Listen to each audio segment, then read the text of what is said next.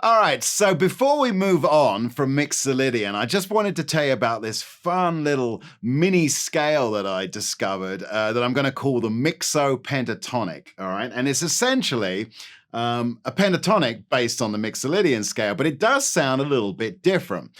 And it's spelt like this: root, third, fourth, fifth, flat seven.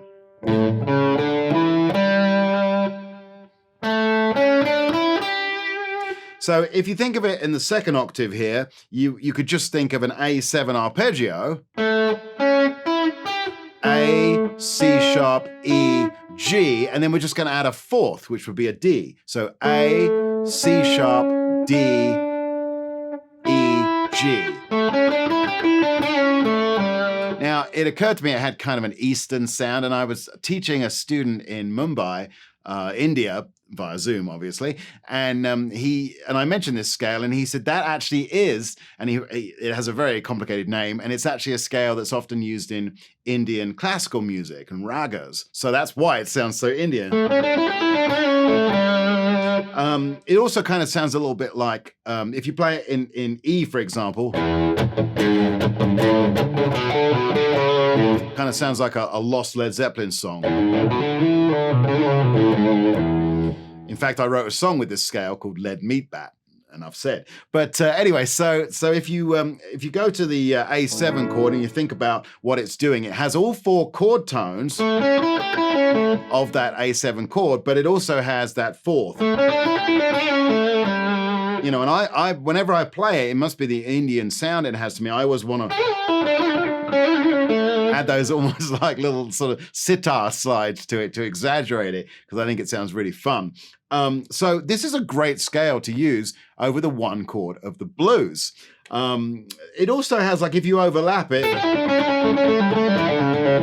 it kind of has a little bit of an Eric Johnson vibe to it as well. I once described this scale as George Harrison having coffee with Eric Johnson, and then John McLaughlin pops in for a blueberry muffin. I think that's probably the best way to describe the scale.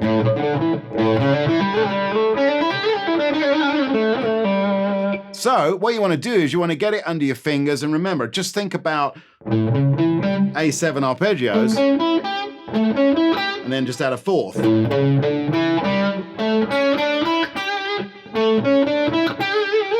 Whoa, that note, right? And so that gives you that sound of the scale. It's really interesting. As soon as you put a second back in the scale,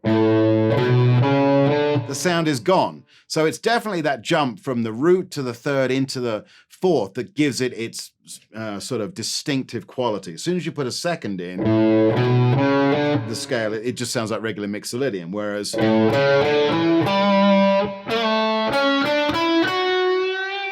definitely has a cool, unique flavor to it. So what we're going to do is use it over the one chord of the blues. And then on the four chord of the blues, you have choices, right? If we think about this as a pentatonic, you could just use A minor pentatonic, if you like, on the four chord of the blues.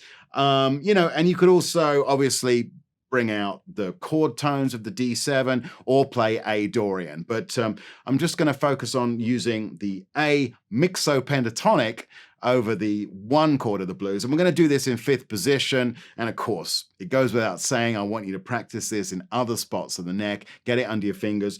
The easiest way to do it, I think, is to relate it to the A7 arpeggio. So for the practice session, let's trade once again. I'll play the A Mixo-Pentatonic on the one chord of the blues, some sort of chord tone thing on the 4 and 5 chords. But really the emphasis here is hearing how that Mixo-Pentatonic sounds on the one chord. So let's jam.